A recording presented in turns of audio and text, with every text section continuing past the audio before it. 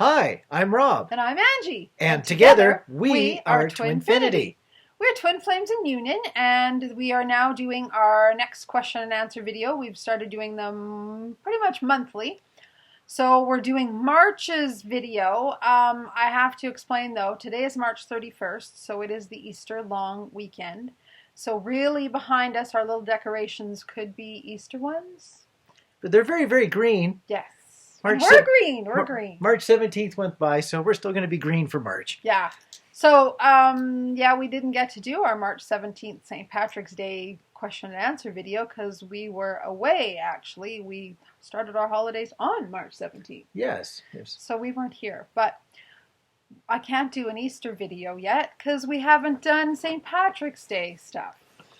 My child within is having great amounts of fun putting new decorations on our fireplace every month. So we had to have our St. Patrick's Day ones first. I'm very interested to see what April is going to look like. Because to me, April is the first time that I start to see any green, because it's the first time we see the grass poke up through any snow that there is. But if March was green, I don't know what April's going to be. I have cute little things to hang up. You'll wait and see. Okay, so Rob's going to be our question asker again like he normally is. We don't have a whole lot of questions, but there's a couple of them that might take a bit of time. So that's good that we don't have a whole lot this time. So we'll just dive in. So let's start out nice and gentle. A nice short question. Gentle, I like that. But every question has the potential to have a huge answer depending upon how we get rolling on it. So, first of all, hi. I would like to learn why our energy shifts seem so sensitive. And how do two people balance energy for both to stay grounded and what they both want? Okay, so do you want me to go first on that? I'd like you to go first on that. Okay. I'm going to keep this out just so I can refer back to it because it's like two questions in a sense. So, first part is, why are energy shifts so extremely sensitive? That's a great question because, as all of you know, there's been a lot of energy shifts lately. In fact, today being March 31st, it's another full moon, and it's a blue moon because it's a second full moon in the same month. So there's been so many planetary shifts going on, so much energy shifts, and they've been very intense, and we're feeling them so intensely as energy workers because we are gaining more energy as we go through each one of these. We're advancing more in our light bodies. We're releasing more of our dense body and gaining more of the crystal light. That sounds like a drink. That's well, we're on a diet plan. Oh no. I haven't heard about crystal light in a long time, and all of a sudden I just said that and I'm like, that's really funny. Okay, I digress. So we're becoming more light, and the energy affects us then because we're releasing old energy that's no longer serving us, and that triggers a lot of emotional stuff, a lot of draining energy feelings. A lot of us might be feeling really tired. I know I have been. Might be having like body aches and pains. Just sensitive to everything. I know even you were feeling some of it. The past couple of months have just been out of whack. There has been so much going on, and I can't really relate it to, let's say, winter seasonal affect disorder or anything like that. I have just been energy-wise just a ping-pong ball all over the place, and I've had to be patient with it. And in the end, I haven't minded it because overall, I think I feel a little better, a little more grounded, a little more open. But still, it's always a rocky road when you have changes. Yeah, it's also my thought that when these energy shifts come along, it's not like you have like the TV times, and at 7 o'clock the energy shift is going to come along. So at 6 o'clock you sit back and you relax and you meditate and you get ready for it, and then it comes along and you've got the anticipation. Oftentimes you're just living your life. All of a sudden, bam, something changes, and you're not ready for it. It's an interruption in your life, and so it does hit you as far as being more sensitive because you don't really have a lot of warning. Maybe there's times coming where you can expect energy shifts, but down to the minute, down to the second, sometimes these downloads of energy and information are quite unexpected, maybe not even invited, even if they are for the better, and therefore you do notice them more than things that you can anticipate, like learnings from reading a book that you've just bought, as another example. Mm-hmm. So how do you balance energy for two people to stay grounded in what they want? Well, these energy shifts, I think of them as being nothing but positive, because they are growth for all of us. Mm-hmm. So if you've got your foundation all set up between the two of you, this is just unknown enhancements to eventually work into being part of your foundation. So does it really affect your groundingness? Unless, of course, it's a brand new building block that has to be inserted into your foundation. I don't think that these energy shifts are designed to totally upset your foundation. They may change it over time, but to blow apart your groundedness, it would have to be something that you were really meant to learn and really meant to change directions on to blow apart your actual complete groundedness. So just like when you have a cold, you pick up a flu virus, when you look at the span of the year, you're sick for 3 days or 4 days. So when these energy shifts come along, I wouldn't really be worried about your level of groundedness for the time that you're disrupted. Still take pride and honor in the level of groundedness that you have throughout the times all around these energy changes. That's what you need to stay focused on, and looking how to positively take these energy changes in. That's an interesting way of putting it. I would add, so it's saying how to balance the energy for both to stay grounded. So some kind of techniques or things that you can do is water. Drinking lots of pure water is very important. Staying hydrated. Also, diet is also very important. Low sugar, high fiber, high fruit, vegetable kind of stuff is very helpful, because that will help your body stay balanced. Salt baths are very important. Some people do it every day. I personally don't find I have the time to have a bath every day, because when I have a bath, I want to it's like an hour and a half procedure by the time you start to finish. Yeah, so, the candles, turning the lights out, having the salts all right and all the bubbles, and making sure that you haven't used up all your hot water doing laundry a half an hour earlier. Because I did that once. Oops. Hot water all gone halfway through. Yeah. Oops. So what I do, even though I don't have a salt bath every day, almost every night I have a salt foot soak. I have just a little thing in the tub, just so I don't have a whole pile of water that I'm using. And I just put salts in that, and I just soak my feet in it for 10, 15, 20 minutes. So even that is helpful. Other things are meditating daily, clearing your energy, clearing your chakras. Because most of us as twin flames are empathic, we tend to pick up a lot of energy that's not ours. So to help with all these energy shifts is clearing your energy daily, or a couple times a day if you can. And there's many, many techniques to do that, but just some simple ones that I do is when I'm meditating, I go through my chakras in order, starting with root chakra all the way to crown chakra, and just visualize it being clean, visualizing it the color that it's supposed to be and spinning in the direction it's supposed to spin. And just, I can kind of sense and feel if there's little energy globs on there that shouldn't be. So, again, different techniques that you can use for that. You can ask, some people like to ask Archangel Michael to help clear them. You can, different ways is like ask him to vacuum you energetically.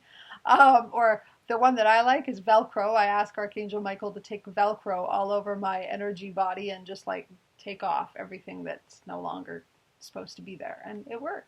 Sort of like taking packing tape and getting dog fur off of you with packing tape turned inside out. Oh, it's kind of cool. I never know what I'm going to hear. Another cool thing is when you have a shower. I love this one. visualize any energy that's no longer serving you or that's heavy, visualizing it being rinsed off of you as you have a shower, and see it going down the drain. And just allow it to be released from your body that way. That's another way to balance your energy. There's all sorts of ways. So just do your research and find what works, resonates for you. I find being around water, just the sound of water is very healing for my energy. There was another thing, oh yes, about just grounding. Grounding daily is also very important. Again, many, many different ways to do that. How I do it, though, is I first clean all of my chakras in meditation, just as we've described. And then what I do is I see all of my chakras balanced, and then I kind of envision all of the energy from my body, so all the colors, going down out of my feet and into the ground. And I see it like roots going deep into the ground. And then what I do is I give my energy to the earth, both my healthy healing energy and anything that's no longer serving me. I let it go to the earth, and then I ask from the earth to give me her energy. So it's kind of an exchange of me giving my healing energy to the earth and then bringing back Earth's healing energy into me. And then I see all that energy going up through each chakra, going and basically filling my entire body, my cells, my physical body, as well as my energetic body. So that's one of many ways to do grounding work. So yeah, through all of these energy shifts, it's just very, very important to take care of yourself. Do whatever serves you, however it works, to take care of your energy.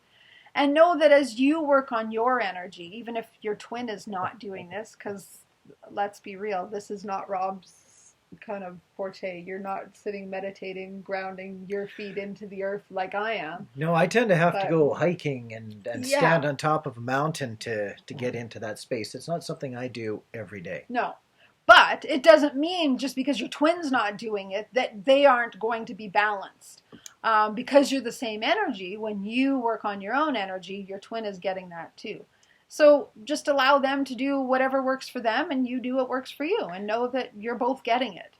I tend to balance my energy out on a daily or weekly basis. It's like once a day at most, with just a how did the day feel. I'm very much of a feeling person. And I need to be that way for other reasons. And one of the other questions might bring that up too. But however you do your energy work, stay true to that energy work and let the new energies find their way to assimilate themselves in. That's how I would stay grounded. Yep. I would just be patient with it all. Yep. Just like this past couple of months, I've had to be very patient with the energies that I felt, and I'm all good with it. I'm happy with the way that it's going. Yes. And on that note, one last thing is rest. Even though that's... our society is like go, go, go. And we're, to be honest, we're very go, go, go people ourselves. When we have a long weekend, we literally make lists of all the things we're going to do. And sometimes it's like, you know what? I have to just throw the list away and go have a nap because that's what I need to do. So through these energies, you just take care of yourself however you need to. And if it is resting and napping, it is what it is. Be intuitive about it. Yes. All right. Next question. Wondering if there are any books you would recommend to help educate someone on this journey. I was so excited when I read this question because I actually wanted to do a video just on books because I know other people have asked at different times, what books have you read? How did you find your own healing and balance and all of that? There is a pile of books. Yes, there is. I have a huge pile beside me. I use up space while sitting here. The books are using up more space than I am. And what's really funny is, like, on the opposite side of what you're viewing in the video is our bookshelves. We're actually, because of the way we're facing our two bookshelves. And it would have just been easier to turn the computer around and just go to the bookshelf. But we don't want to show you our whole messy house right now, so we won't do that. So I just brought a pile of books with me. So I'll try not to make this answer like hugely long, but I have a lot of books to go through. Click, 3 minutes. So first of all, before I talk about books, I wanted to just say I have not read a single twin flame book ever. I don't even know of specific titles to tell you. I know there's lots out there now. When we were going through our journey, again, because we didn't know we were twin flames, we didn't know about that whole kind of dynamic. I wasn't reading any of that. And back then, there really wasn't that information out there. Not specific. In fact, it still is difficult to find a whole book specifically focused on twin flame. There's more and more now. There is getting to be books that spend a lot of time dealing with it, but not specific that I've seen either. There are, and as I say, I've seen in the groups, in Facebook groups, there's people that, you know, have mentioned they've written a book, but I can't tell you any specific titles.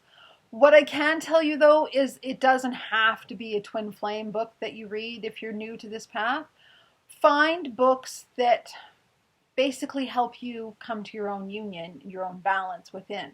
So I'm just going to share the books that I've read. It doesn't mean those are the books that will resonate with you. Maybe some will, maybe some won't.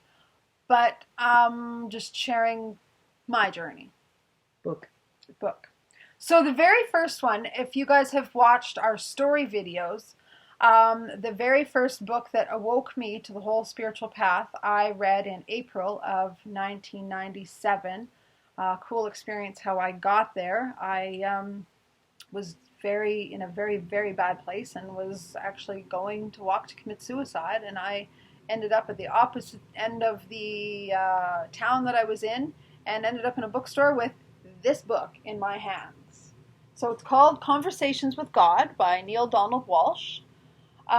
Amazing book about a man who was really going through his own bad place of similar to what I was in.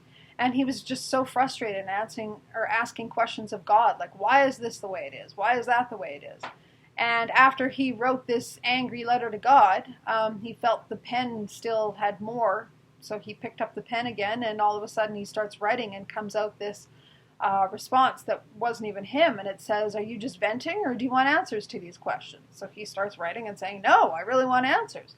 And it became like a huge dialogue that he had with what he says is God. And the information in these books is brilliant. It is so beyond what our human mind, at least most of our human minds, would ever come up with. So very, very powerful books. There's a whole series. I've only just brought off the bookshelf book 1, which I just showed you, book 2, book 3. But it goes on after those ones. There's Friendship with God, Communion with God, Home with God, Revelations with God. There's so many books.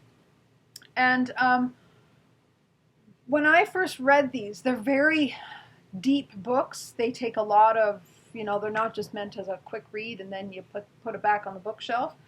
I loved it so much that what I did many years later was got together a group to actually study these books. And we would, week by week, or I guess it was more like every couple of weeks, we would do a chapter and study it individually, and then come together as a group and discuss it, because there's so much in these books that it's just, you need to really delve into it. But just to give you an idea, this is how I read a book. I must write notes. I cannot read a book without writing notes. And my whole book is covered that way. It's everywhere in the book. There's notes everywhere. So, Conversations with God, if it resonates, amazing books. Another one that I really liked, and again, keep in mind these are older books because that's when I was doing my journey. As I said, Conversation with God I found in April of 1997. But on Facebook, he's still got a group going. I mean, he's still around. He's still doing things. He's still writing books all these years later. Another one is The Lightworker's Way by Doreen Virtue. If you guys have heard of her, she's got all sorts of things out. She's got oracle cards, different books, angels. She's very much known as the Angel Lady. Now, some people have kind of denounced her lately because she's changed paths and gone more into a Christian pathway of reading the Bible and going that way. Personally, I think that's none of anybody's business. It's her own path, and it's for us to allow each person to live their life in their own path. Doesn't mean her books are any less powerful than they used to be. Her books are incredible. This one, right in the very beginning, it even has a checklist. You are a light worker if, and I'll just kind of show you so you can kind of read some of those. So just a great thing for people to know, again, because as twin flames, yes, we are light workers. All twin flames are light workers. Not all light workers are twin flames, because light workers come in many different ways, but we are definitely light workers. So this is a very helpful book, I found, in just learning what a light worker was, what my purpose is as a light worker, how we are all here to serve and help and grow. Another one of her books, I have tons of Doreen Virtue's books, but I only pulled 2 off the shelf because we'd be here all day if I pulled them all off. But another one I found very, very healing was this one, Angel Therapy. I used it very much like her oracle cards or other oracle cards. Basically what it just is there's different, like this one's job search, there's fun, there's all sorts of different things, fear. These were all things that she got as information channeled from the angels. And how I would use this book is just ask angels, what do I need to know? And then I'd flip open the book and I got food. So then you can read about what that means and what it's talking about. And it's funny that I got that one because I know exactly what it means for me right now. I'm eating way too much chocolate and not enough vegetables like I just advised people to do in the last question. So for me, the whole thing is resonating very well that I need to pay better attention to my diet. So just a great book to help you on your path if, again, it resonates. These are 2 books that I have to be very honest, I've never even read, but I own them because someday I will read them. Ask and It Is Given. I've been told amazing things about this book. It's by Esther and Jerry Hicks, The Teachings of Abraham. They're people that, I think it's Esther that channels Abraham. Very good book, even though I've not read it. And The Power of Now by Eckhart Tolle, another excellent book. Just helping us remember that there is really no time and the only time is now. So stay in the present moment. I'm going to be in trouble on that one because I still live in a world of time. So, well, we kind of all do mostly. Yeah. I'm not afraid to admit my weaknesses. Time exists. For us in 3D, it does. Another amazing one, Louise Hay, You Can Heal Your Life. She's got all sorts of things. She's passed on now, but her books are very, very good. This one is great because look at that, I even have like notes in here. I keep all my notes in my books. It's a workbook, so you can actually go through this, and she's got spaces where you can write things. She's basically helping people learn to heal their own life, because we are the creator of our lives, so we're the ones that can heal it. So her whole focus is helping you with your thoughts. A lot of her stuff is about I am statements, which are very, very powerful. Everything we say after I am is creating. So, if we say I am stupid, well, we're creating that energy. If we say I am love, we're creating that. So she talks a lot about that in her books and helping you get to a point of watching your words and using positive affirmations. So another excellent one. This one, The Shadow Effect, is a very good one. It's by Deepak Chopra, Debbie Ford, and Marianne Williamson. Very good at helping us connect with all sides of ourselves. Sometimes we don't like to look at the dark side of ourselves, or as this book calls it, the shadow side. We are beings of complete wholeness, which means we have light and dark within ourselves. It is my belief and understanding, I'm not here to change anybody's opinion, but I understand that there are truly no dark entities.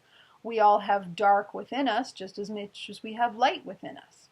And until we learn to embrace our dark sides, our negative sides, if we want to call it that, we can't find wholeness because we are both. So this book helps a lot in embracing the shadow self of our individual ideas of who we are and who we think we are. So another good book. These books have hugely changed my life. Most of us as twin flames are highly sensitive and or empaths. I wish I had found this book much earlier in my life, but again, divine timing, you find things when you're meant to. I've been highly sensitive my whole life, and I had no idea, and I struggled so much. Even in our connection, when we first met, I would push him away because he's very extroverted and social and what's the word? Touchy, feely, lovey. And I'd be like, oh, I'm oversensitized, but I didn't know to say it that way because I didn't understand what was going on. So I'd be mean and push him away. Had I known I was highly sensitive, I would have had better boundaries and better ways of saying, this is what's happening, I need space. And had I known about high sensitivity in people, I maybe would have not stepped on those landmines quite as often either. Yes. Well, and now that you do know, and I know, we know how to balance each other. We understand what we both need, and when I need space, he gives me space. When I need darkness and he wants light, well, then we compromise. So this book, if I can find it, there's a checklist in this one as well. It is also on her website. Oh, here, I even have it tabbed. Look at that.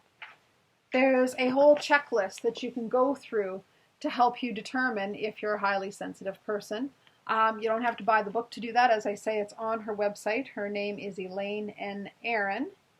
And you can check it out on her website for free and just do the test. Another book is The Spiritual Power of Empathy.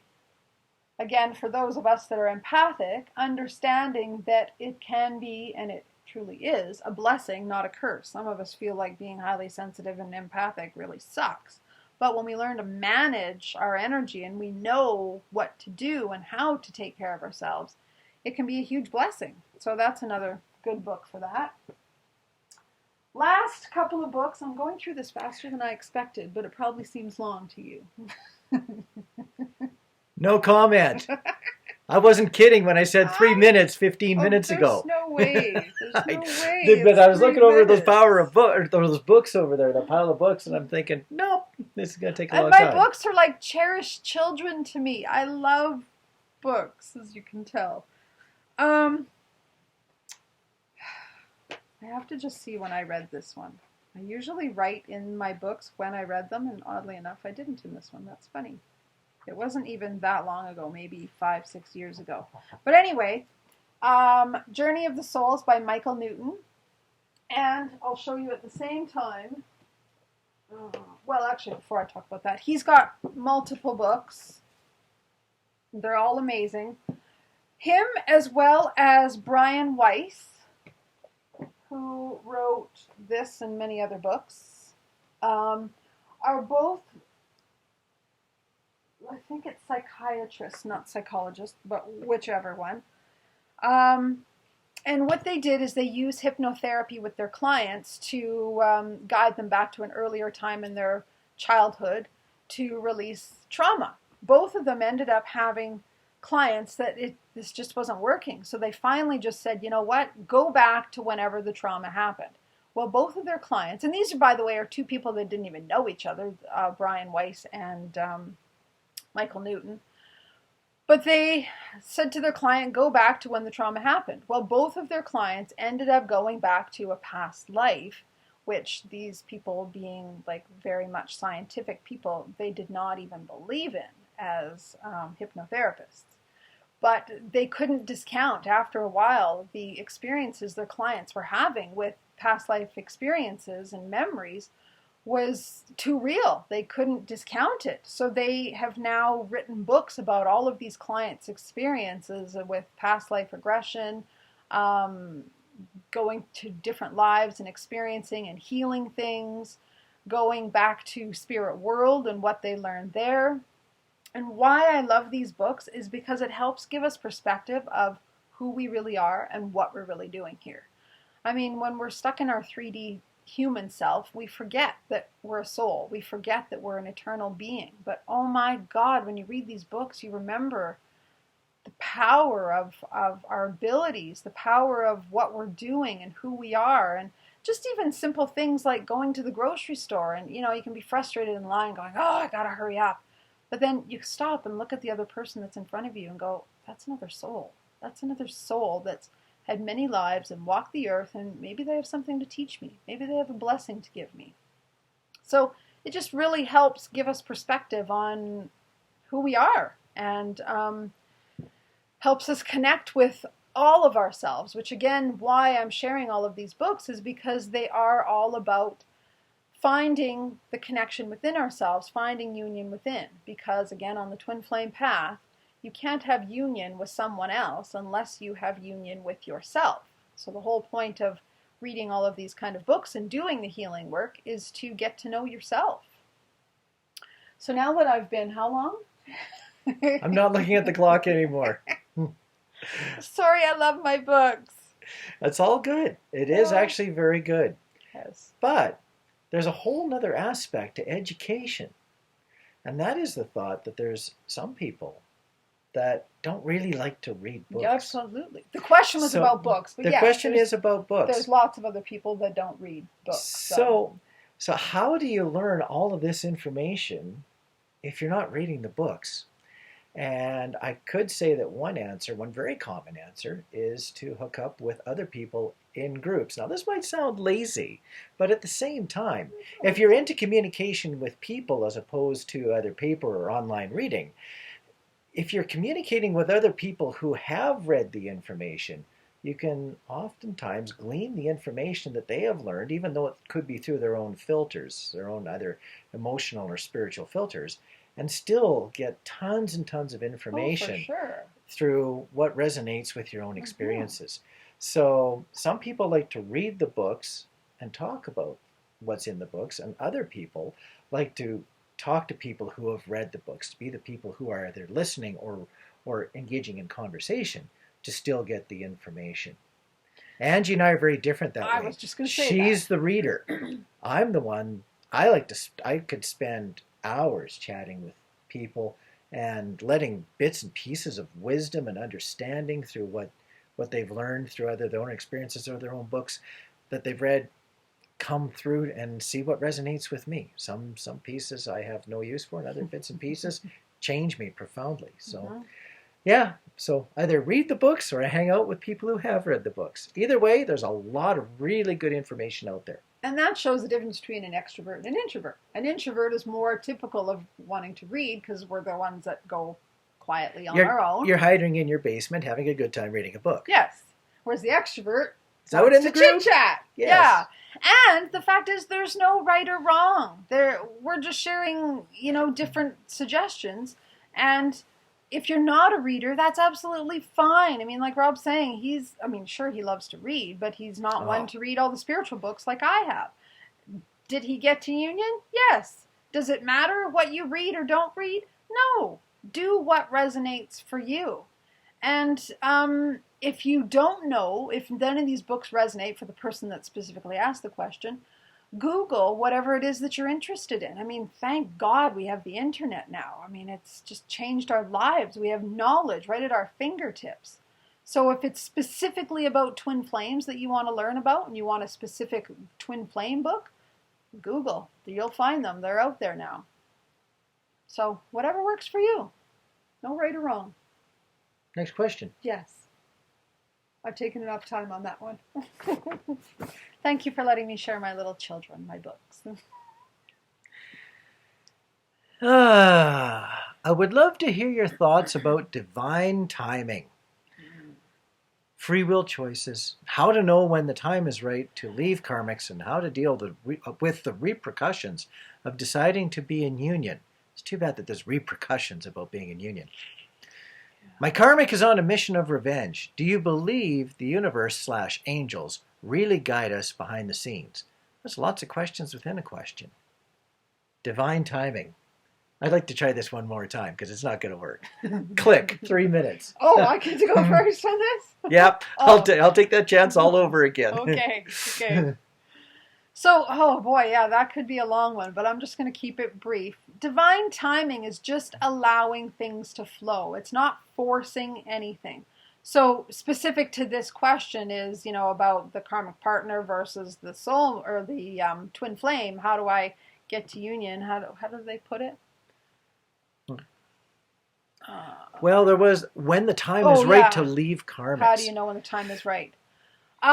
We had ourselves lots of divine timing, divine events, things that you could only think had been affected by either divine timing or angels working in the background, all sorts of things. And when we tell our story of getting together in other videos, aside from this one, a lot of this is going to come out. But it is just way, way uncanny how many times just when you need a break or just when you need some guidance, just at the last minute, something will happen that'll give you that the urge to make the decision to do something or not, or to choose one path or the other, or just when you think the world's going to come crashing about you, something will change the threat or the fear to not being near so big.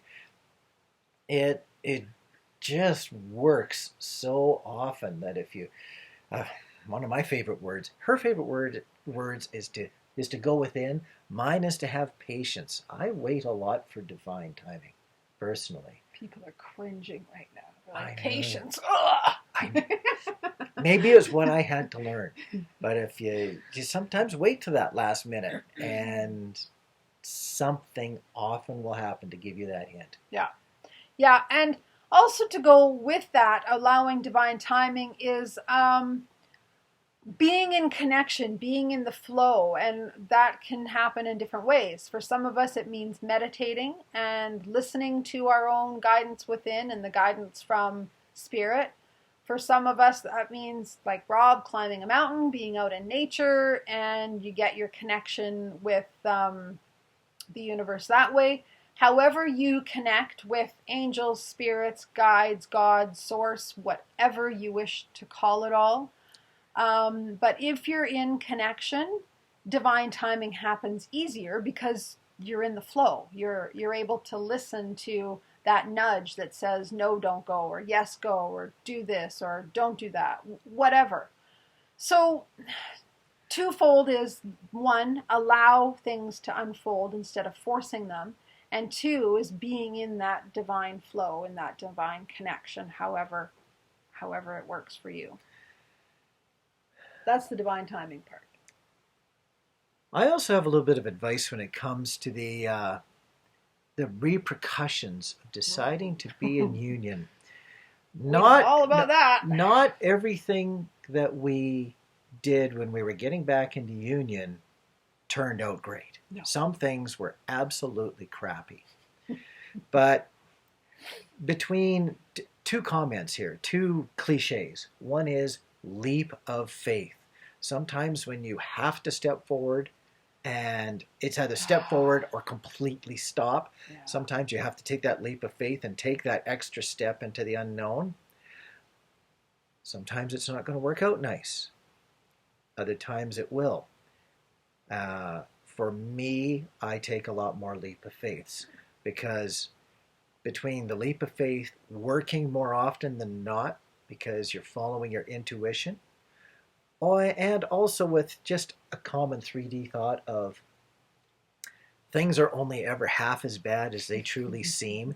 Like, you think the worst can happen, and only it's, instead of being force 10 out of 10 bad, it's only force 5 out of 10 bad. Still bad, but only half as bad.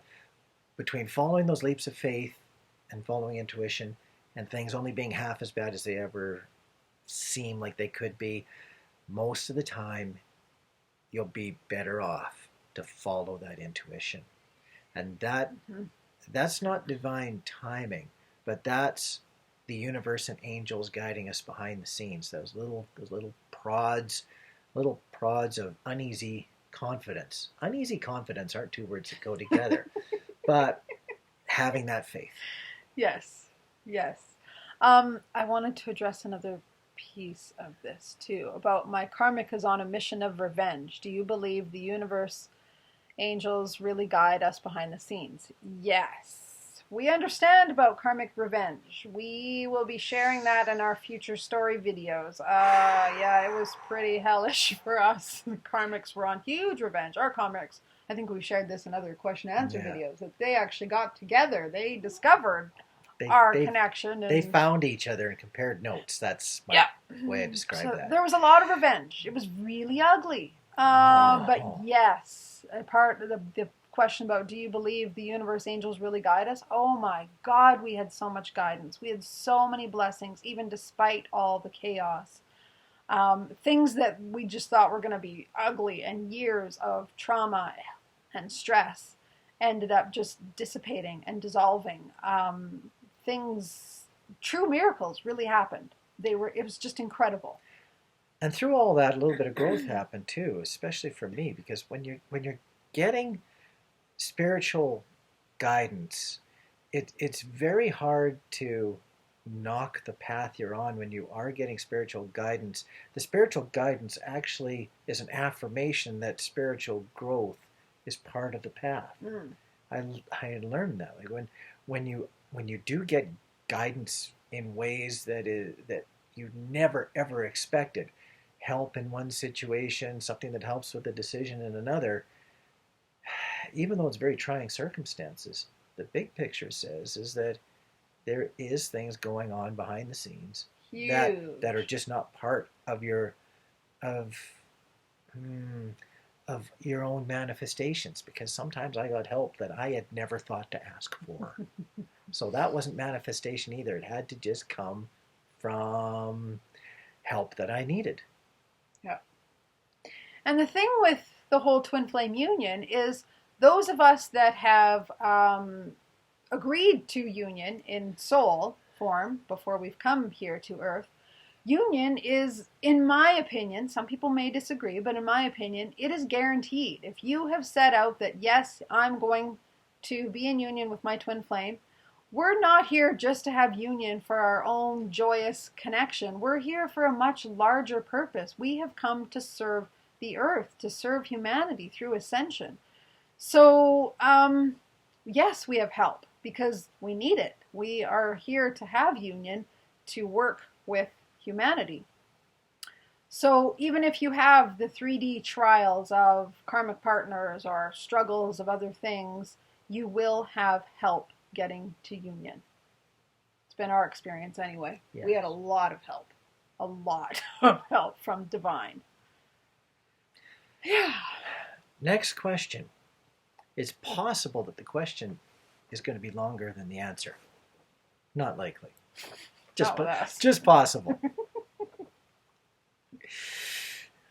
The question is, I have reached a point where I am seeing my soul connection every 2 weeks. He is my Qigong teacher. He is married with children, and I have come to the point that I wish him all the best. I imagine that he would like to have a good relationship with his wife, and I know that every child would love to have their parents together. Slowly, I am achieving a feeling of freedom of detachment, and on the other hand, I would like to be with him too, so I let things happen.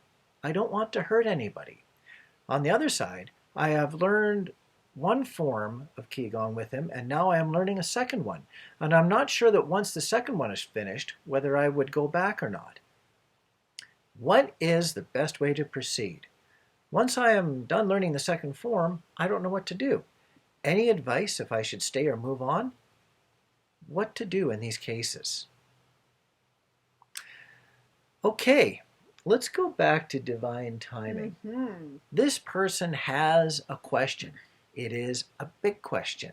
What am I going to do when my class comes to end and I have no real reason to be in touch with my soul connection, my teacher in this class? It's obvious to me that this person needs to wait for just that little bit of guidance. Let's go back to this divine timing that we just talked about last question. Trying to plan for a spiritual event, which goes back to the first question, when spiritual events just happen without timing or without permission. Trying to plan for something that is going to require a little bit more guidance is really, really difficult because you're trying to anticipate the answer before you have all the clues. So I would say that this person is going to have to see the classes out to the end. Maybe there'll be a clue before then or not.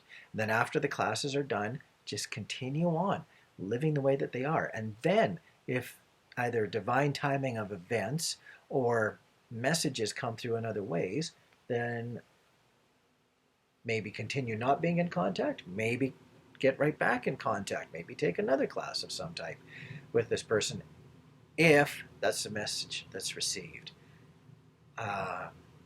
To force an answer, I could force an answer right now, but I'd be coming strictly from a 3D point of view. And I don't want to answer it that way. I'd let 5D look after the answer. That's how I would handle this. You know what I love about this question? The answer that I would give is right in her question. She said earlier about things, about she's detaching, and though she would still like to be with him, even though he's married, she's detaching from all of that and accepting where things are at. And she said, so I let things happen. Perfect. That's exactly, you just answered your own question. It's brilliant. Just do the same thing when it comes to your classes. When they're done, if you're feeling called to take more classes, then take more. If you're not feeling called to, then don't. Let things happen naturally. The thing about the twin flame path is, number one, you can't force it, because when you do, it just doesn't happen anyway. And number two, you don't need to force it. Remember, like we've shared before, is that our ego self, our human self, is not in control on this path. The soul, the higher self, the divine self is what's in control. So even if you're done your classes and now you have no reason to see your twin flame, who knows? There's so many things that can happen. You can bump into him, God knows where else, and divine timing, like Rob was saying, and divine orchestration is incredible. I've heard so many stories of people sharing that they thought they'd never see their twin flame again, and then poof, out of the blue, there's contact, there's connection, there's something. So we don't need to force anything. Just allow it, just very much like you said in your own question, let things happen. It's beautiful. You have your own answer. Angie and I were miles and miles apart during our time of separation, figuratively and also spiritually, and every other way. And yet we came back together, not because we tried really, really, really hard, but because circumstances allowed us to make choices to come back together. And not that we were even trying to at that point. We had no clue that there was anything left between us. Yeah, everything sort of fell into place. When I was looking at the footpaths ahead of me, the stones, the figurative stones in the dirt, I'd walk in a few stones in the dirt, and all of a sudden I'd be closer to Angie. It just turned out that way. So guidance, sometimes you have to do more walking down the path than what you want to before the answers will come to you. Yep. I know that if it means you have time apart and you don't see him for months, years, whatever, it doesn't mean that it's a lost cause and there's no hope. We've shared in, I think, one of our other question answer videos that sometimes this path takes you through a huge winding road and you go further away from each other before you come back to connection. Yeah. And that's just part of the path sometimes, because you each have your own growth, your own lessons, your own karmic partners, whatever else to go through, to learn, to find your balance and wholeness within before you come back together. So while it's not easy all the time to trust the path, if you know that there is such divinity in this path, and there's so much guidance and help, like we shared in the last question, that you can't fail. You really can't fail. I'm going to take a couple of minutes here and go off in just a little bit of a tangent. Oh no, it's tangent time. Tangent time for Rob. It's your turn to be 15 minutes. I'm going to try not to. When we're doing these questions and answers, because I have a tendency to overthink things, I like to only read the questions just minutes, like not even 10 minutes before we get into the videos, because I am much better off feeling an answer as opposed to thinking an answer. I would much rather be working intuitively than cognitively.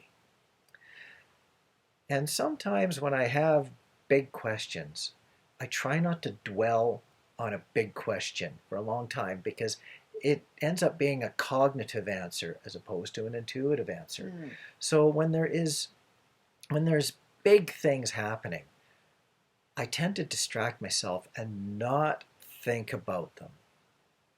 And I'd let intuition and guidance come to me, as opposed to putting up the 3D cognitive barriers to stop that interfere where you're using 3D to double check 5D.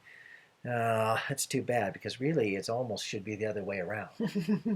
So from that point of view, this is a very big question about what to do. Things are coming to an end here soon as far as classes are concerned.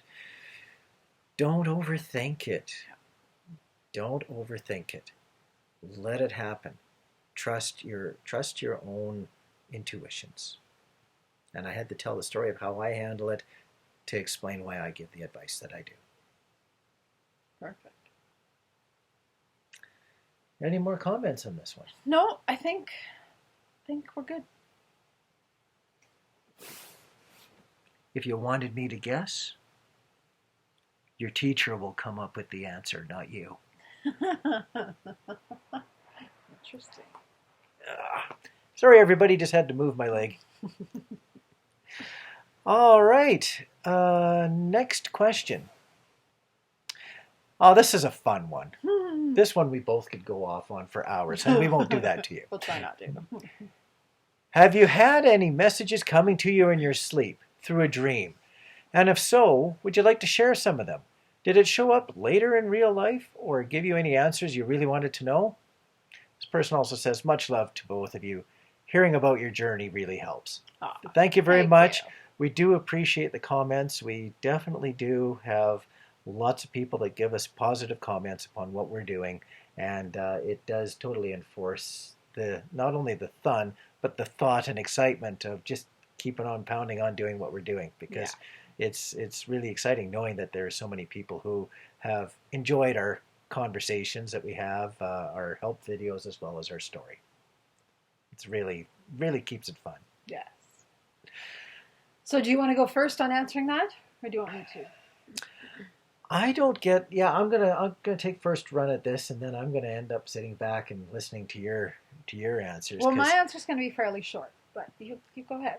I absolutely don't believe that. Neither do I.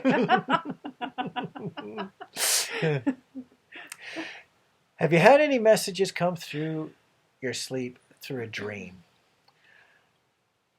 I don't. I can't actually say that I've had any messages come through to me. But over the past decade, I've had more dreams where I've communicated with people who have passed on, who have died, especially in the past 2 or 3 years after both of my parents have died. I've had more dreams where I have related to my parents during the dream, like doing something that we would normally have enjoyed doing together. And I end up waking up with that thought of, oh, that's right. Well, hopefully we were sharing that togetherness in the dream, because we can't do it in real life on Earth 3D anymore. So, do I have any messages coming to me? No, not really. Not through dreams. In fact, sometimes I have my best sleeps when I've had what I call a dark sleep, which is just I go to sleep, wake up, no dreams. I sometimes have better clarity from those because I've actually rested for a change. But channeling communication with individuals who have passed on before through dreams, that is the kind of communication that I've had. Your turn. My turn. Okay. I don't get a lot that I at least remember or years later go, oh wow, that was a profound dream that now makes sense. Um, I'll just share a couple things though. When Rob and I were just starting to reunite, and I was at that point learning about twin flames, this was only in like 2013, 14 kind of time frame. I was starting to get not dreams, but astral travel experiences. So many amazing things where I remember very clearly being with him, either him hugging me or kissing me when I was trying to, do the cut cords, because haven't we all as twin flames done that at some Tried point? to cut cords. Yeah, we've all done that one, I'm sure. Good luck. Yeah, good luck. He came to me in an astral travel dream, I'll call it, even though it's not really a dream, and just reconnected our energy because he was like, we can't separate. So that was a really neat experience. I've had other just amazing astral travel experiences with him when we were reuniting. Another one, though, that really sticks out from this question that I never thought of until just recently, or never understood until just recently, is I've had many dreams over the years of being able to fly, and I always saw it. I was flying over water near a waterfall, and it was just a different world than what we see and live in now. It was much more what I would call spirit world, because everything is or was so alive and so sparkling, and so the energy was just so much stronger. And I never really thought much of those dreams until just recently, when, if you guys have heard of what people are calling the event, Allison Coe is one person who's been sharing a lot about the event. She's a, I hope I can get this right, an HHQT therapist. Basically a hypnotherapist through quantum healing. So if I got the terminology wrong, I'm sorry. And her clients, without her guidance, have been coming out with this information of this event that's supposed to be happening possibly this month. Well, today's the last month of this month, now that I think about that. Last day. Yep. So who knows if it's going to be this month. And who knows, I mean, with spirit, I've learned to interpret things very differently than spirit. Or that, from what spirit says, interpret them very differently than what I would think that they mean. But anyway, the point is, she was talking about the new earth and how it's going to be very different, and the fact that we can fly, we can teleport, we can breathe underwater, we don't need to eat if we don't want to. So when I heard this just a few weeks to a month ago, I started remembering those dreams and going, wow, maybe I was having dreams of the new earth. And so I asked Rob, and he had shared that you've had dreams of being underwater and breathing. Yeah. I've had numerous dreams of that, especially in the past 3 and 4 years, where I've been underwater but completely okay, but I'm not wearing anything. I'm just existing in water. I can't feel it. It's like I'm in a very, very tiny, tiny bubble that's just 1 millimeter around me, but I'm all fine. Yeah. So those stick out in answering your question. It sounds to me, from what I've learned from Allison Coe's stuff about the new earth, that possibly we've been dreaming about the new earth. And I don't know if that means we've been kind of astral traveling there in our dreams to prepare ourselves for going there. I don't really know how it all ties in together, but it's fascinating. So it's kind of a cool question. Other than that, though, I'm not one to have prophetic dreams, or I know some people are excellent at that. They just get knowledge of the future in their dreams. I don't get that. I wish I did, but no. That actually kind of surprises me a bit. Angie has many, many gifts and talents, and I would think that dreaming would be one of her stronger ones, but oddly it's not. I dream a lot, and I dream in color, which apparently some people don't.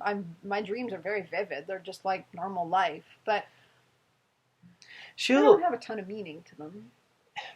She'll talk about having a whole night full of dreams, a busy night of dreams. Yes, I do that a lot. That's usually followed by a busy day of exhaustion. Yes. Sometimes, in fact, actually, just to see now you got me on a tangent. I was just having a short answer. It's your fault. We're both good and bad at that. I have had a lot of dreams recently about working in spirit world with twin flames, oddly enough, answering questions. Sometimes I've gotten mad at Spirit and I'm like, can I have a break? Like, I'm doing this. I'm glad to serve and I'm glad to help, but can I sleep, please? Don't make me work in my sleep, too. So the last couple months, I've had a lot of that, where I wake up exhausted because I feel like I've worked all night. So those aren't really dreams per se, though. It's more working in spirit. I keep on picking up feelings from dreams, and I wasn't going to say this. In fact, I hadn't thought this at all. But because it happens to be this moment, I'm going to say it.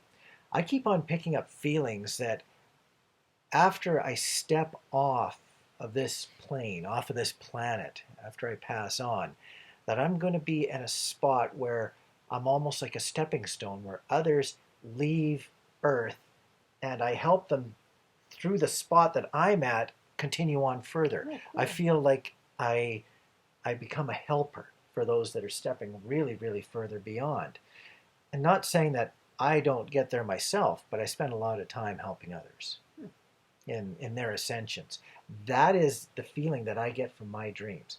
I'm very much a nurturer in real life, and maybe I'll just continue on being a nurturer in the afterlife. Of course. I get those feelings, and I get them from dreams. Yes. All right, last question. It's funny. We were like, oh, this will be a shorter video, because we don't have that many questions. No. We're not short video people, apparently. We try to be. Not on the question and answer ones. No. There's always so much to talk about, so much that comes out. Yes. So speaking of which, this is a long question, and we just got it, but I decided to put it in because it's, I think, a good question. Okay, hopefully I get the wording right as I go. Mm-hmm.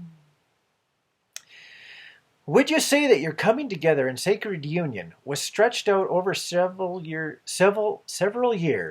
after you met because you took the more meandering path instead of the more direct path? The direct path being defined as sacred union following God's guidance, where the meandering path is doing it without God's guidance or not following God's guidance. In other words, in which way we respond to our life circumstances can affect the time when we reach a destined or fated milestone. Actions we take from our egos are not fated. Actions following guidance originated from source and therefore are fated. Okay. Do you want to go first on that? I'm almost scared to go first. Well, I can if you want. I don't want to put you in fear. Would you say that your coming together in sacred union was stretched out over several years because you took the more meandering path?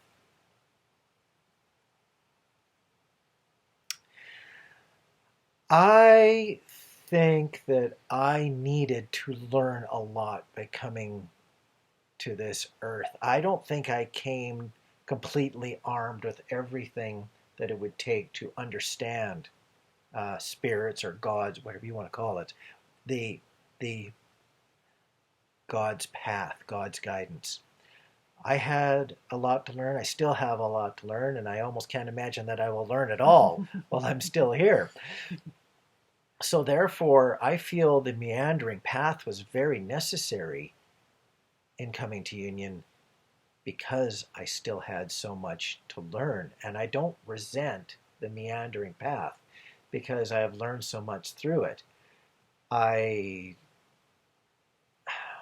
don't know how I would have got to where I was if we would have just come together and everything had worked out. Mm. I almost feel like it would have stunted my growth because it wouldn't have given me so many other opportunities by breaking up yet wondering what had happened to go out and try to learn and understand what had happened. So I don't feel like I skipped out on following God's guidance because of the meandering path to stay within the realm of the question. So yeah, maybe God's guidance was meander a bit and go learn, then get together. Maybe that was really the path. I can't judge that. I just don't know. Yes. It's an interesting question. I really like the question. And I believe that each twin flame couple before they come to Earth, sort of make a contract and a plan of how things are going to unfold. We chose the meandering path before we were consciously, in our human bodies, for our own growth and our own lessons and learnings.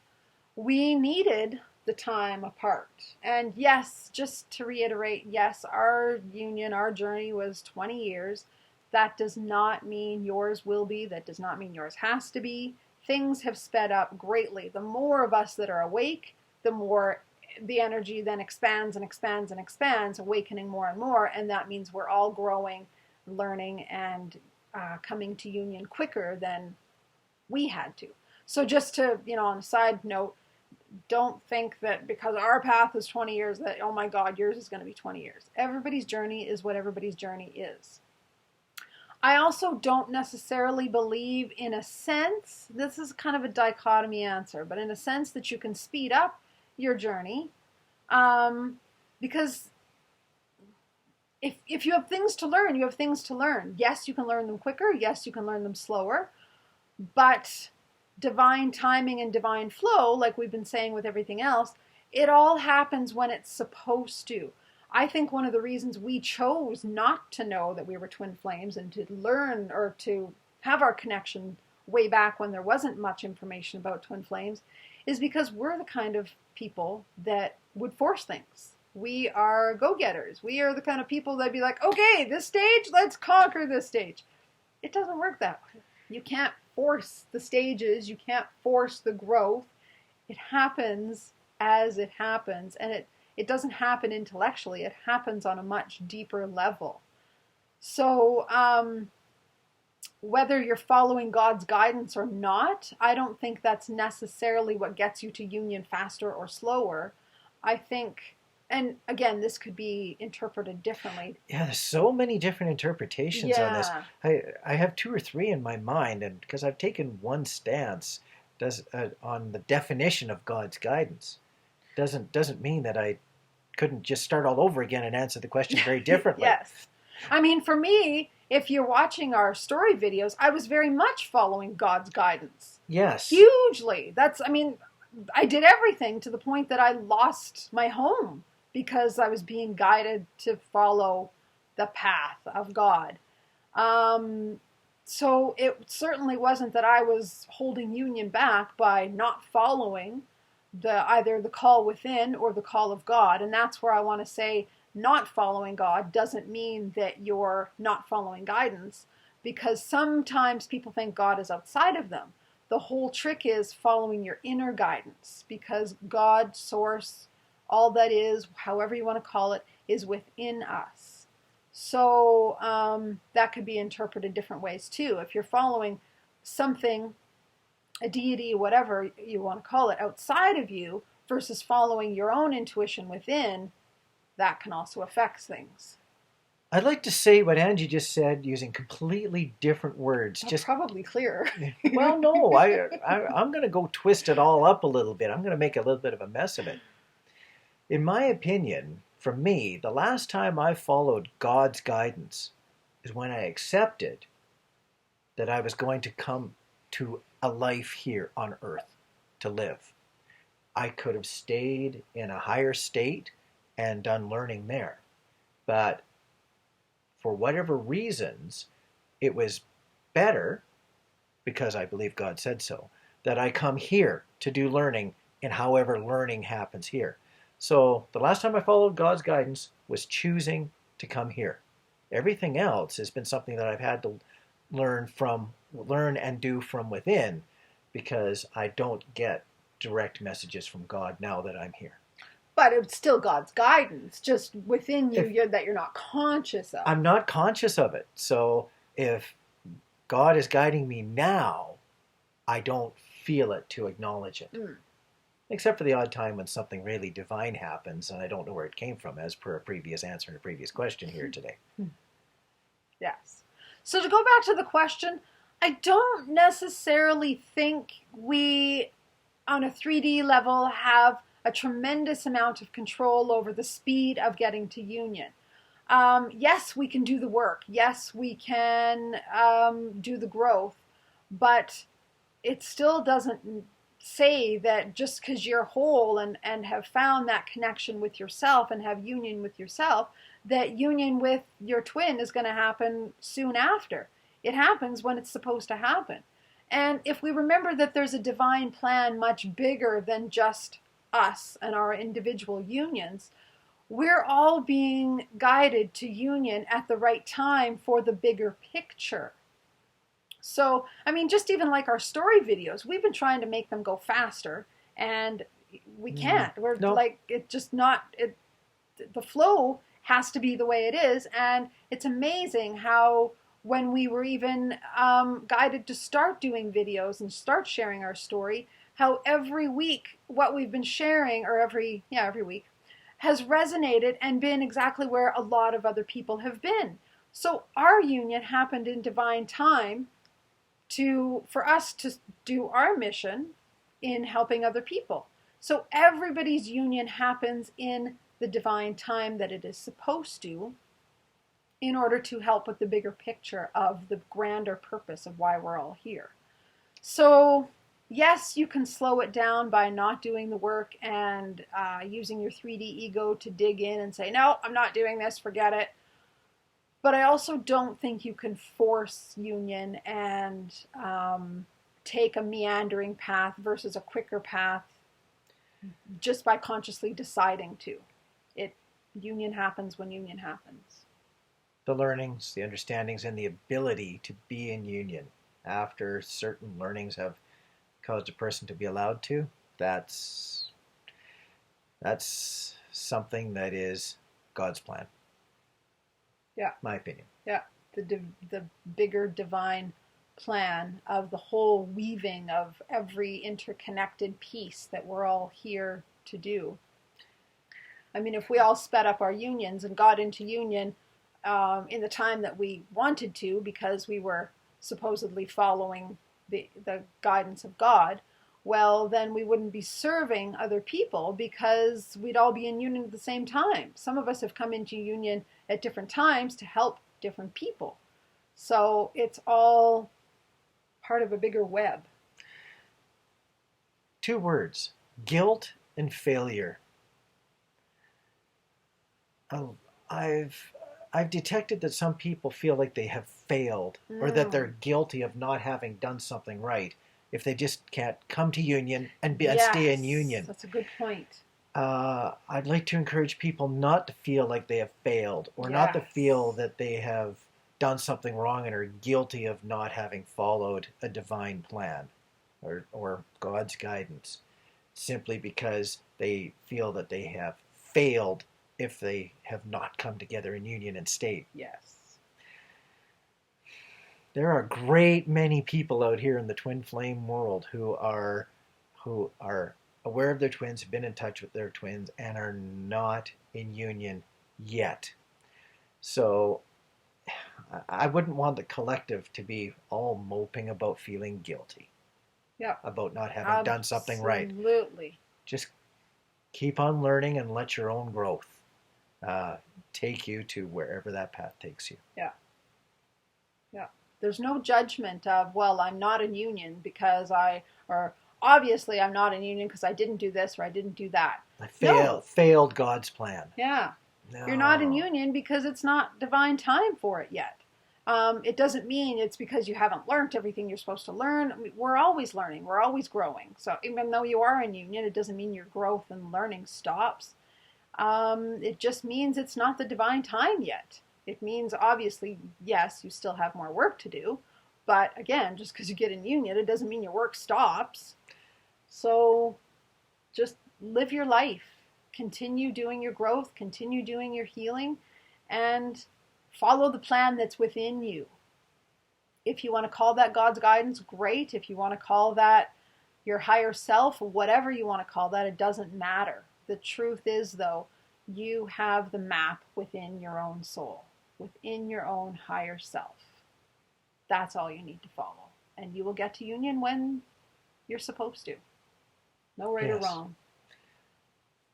Bits and pieces of this question will keep on coming up for, I bet you, for many videos, many years. we'll keep coming back to this. It's such a foundation question of whether or not we're doing what we're supposed to do. Yeah. Be it working as twin flames, or being in union with somebody, or helping the rest of the world, as in humanity, or whether helping the earth itself, or working to support spirit. It's all a big question as to what we are supposed to be doing. It's very, very hard to know. So as long as we're doing something that is righteous, chances are we're following God's guidance. Yep. It's whether or not we're searching for rewards for following God's guidance that is another question. And sometimes people think that being in union is a reward for following God's guidance. Or attaining 3D wealth, it would be a reward for following God's guidance. Mm. So many different ways. I'd rather just feel good. If I'm feeling good, if I'm happy with the path I'm on, if I'm recognizing I have other opportunities to learn, whether I'm going slowly and following God's guidance or whether I'm going very quickly, I'm not going to judge that. I'm not worried about judgment. I'm just worried, not even worried, because I'm not really worried about it. I'm just happy to be following a good, what I call reasonably righteous life. God's guidance. I'm good with that. And I think we'll leave it at that, unless you have anything else to add. No, I don't. I don't. I'm all of a sudden feeling like I need to go meditate and keep on going on this, because this question I could just keep on learning and growing questions. It's almost like I'm getting downloads as I'm answering this question. It's like I keep on having just more thoughts and thoughts pop into my head. So we got to get away from this question, or else I'll never quit. You talk about books forever, I talk about guidance forever. Oh. Yes. So on that note, we will wish you a happy belated what's that called again? St. Patrick's Day. Yes, us in our little green outfits. Yes. And a happy Easter, since it is Easter weekend, if you celebrate Easter. And a happy full moon. And a happy spring. And whatever else happy. Yes. Yeah. Lots of happy. Yeah. Coming out of what I call dark season. We get lots of dark way up here in the northern climates. It's now daylight. It's still snowing out. Oh well. It's not a waste of daylight. It's still thankfulness. Yes. All right. So we'll connect with you guys in another month for another question and answer video. But for now, have a wonderful weekend, and we'll talk to you later. Have a good one.